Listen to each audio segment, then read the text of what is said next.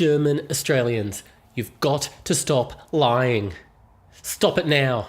Stop your filthy lies. So I was in this bar the other night, right? And they had these big tables at this bar, and you kind of felt obliged to talk to the other people on the table. It was just the way it was laid out. And there were these two Aussie guys, and they seemed quite nice.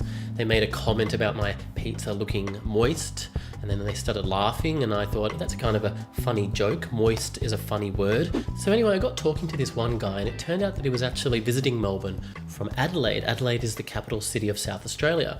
And something that's been on my mind a lot lately is just the fact that a lot of Germans started coming to Australia and settling in South Australia and around Adelaide starting in the 1830s era. So just to make conversation, I just brought up the fact that a lot of Germans settled around Adelaide, and I asked him if he'd been to any of those German towns. And he actually said to me that he was actually himself a German Australian. His ancestors actually came from Germany and settled around Adelaide, and he himself is German. But the first thing that made me realise that something was up was when I brought up the word Sorb. I asked him if he was a Sorb. Quite a legitimate question. Now, usually when you go and call someone a Sorb, they just go, what the hell's that? But I happen to know that many of the Germans who came to live in Australia in the 1800s were actually Sorbs, Sorbian Germans. If you don't know, Sorbians are this group of people, right?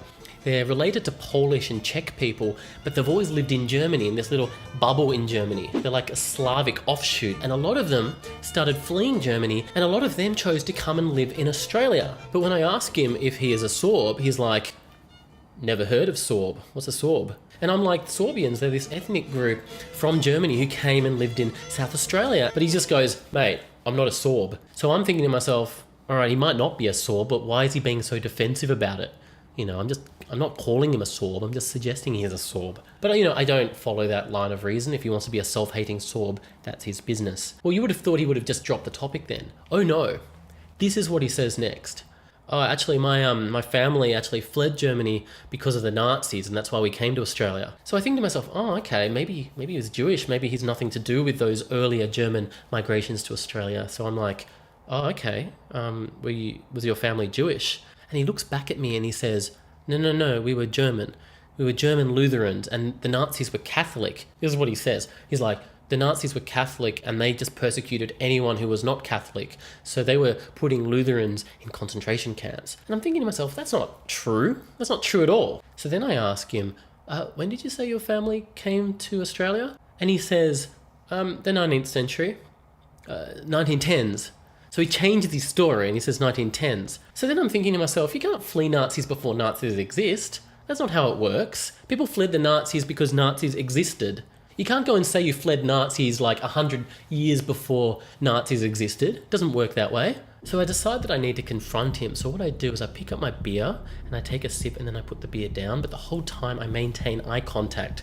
So he knows that I'm thinking, I'm onto you. So then what he does is he maintains that eye contact and he takes a sip out of his beer and he puts his beer down again and he like continues to have eye contact as if, oh, you know, you might see through me, but if you dare say a thing to anyone, you're fucked. So then I get my beer and I take another sip and I maintain eye contact with him and I put the beer down again because I can see through his self-hating Sorbian bullshit. But then what he does is he picks up his beer and he takes a sip and he maintains eye contact with me. So I pick up my beer again and I maintain eye contact and I take a sip and I put the beer down. And then this is what he does. He has like that much beer left and he drinks like all of it. He doesn't look at me. He like looks at his friend and he drinks the rest of the beer. And then he puts his beer down and looks at the table, not making any eye contact. And then he looks at his friend and he says, hey, do you want to head off? And his friend's like, yeah, all right. And then they walk out of the bar in shame. So listen here, Australian Germans. I like you. I like what you have contributed to our country. But you've got to stop lying. And you've got to stop denying that you're Sorbian. You're clearly Sorbs and you're clearly liars. I get it.